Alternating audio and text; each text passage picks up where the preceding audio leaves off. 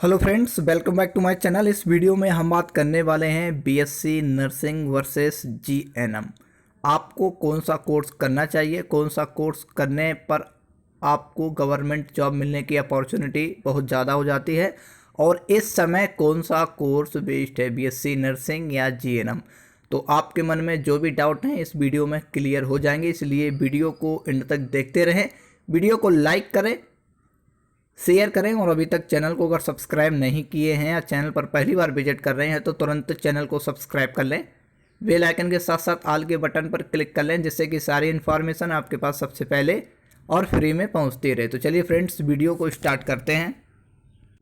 तो friends, BSc nursing versus GNM हम 5 भागों में डिवाइड करते हैं कि सबसे पहले इसकी एलिजिबिलिटी क्या है, टाइम पीरियड ऑफ कोर्स क्या है, फीस कितनी लगती है दोनों कोर्सेज़ की, और इस समय डिमांड कौन से कोर्स की ज़्यादा है, और आपको समय को देखते हुए कौन सा कोर्स करना चाहिए। तो सबसे पहले बात करते हैं एलिजिबिलिटी की।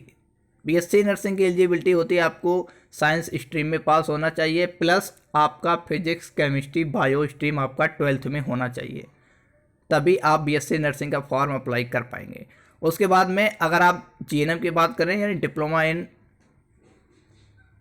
नर्सिंग एंड मिडवाइफरी, तो इसके लिए आपको चाहे आप पीसीबी हो यानी फिजिक्स केमिस्ट्री मैथ हो आपके पास 12th में, या पीसीएम हो यानी फिजिक्स केमिस्ट्री मैथ हो, कोई भी स्ट्रीम हो, आप इसके लिए एलिजिबल हो जाते हैं।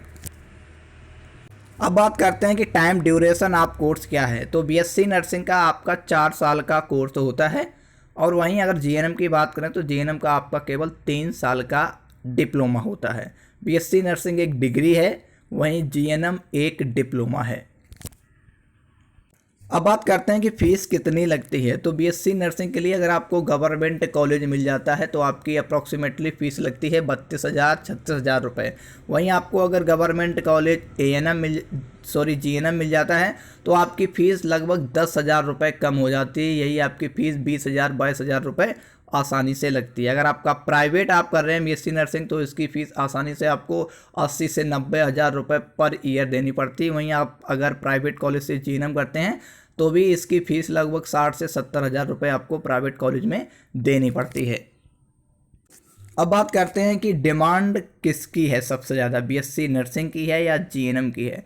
तो फ्रेंड्स, जैसा कि आप बहुत सारे स्टूडेंट जानते भी होंगे, और जो वैकेंसीज़ निकलती हैं तो उसमें ऑब्लिक में दिया गया होता है कि BSc nursing oblique GNM diploma. तो आपको बीएससी नर्सिंग और जीएनएम दोनों कोर्स अगर डिमांड की दृष्टि से देखें कि किसकी डिमांड ज़्यादा है, तो जहां पर बीएससी नर्सिंग की जॉब निकलते हैं वहां पर ऑब्लिक में जीएनएम जरूर दिया होता है। ऐसा कभी नहीं होता है कि बीएससी नर्सिंग इस प्रकार के जॉब निकलें और उसमें बीएससी नर्सिंग के ऑब्लिक में अथवा में जीएनएम ना दिया गया हो।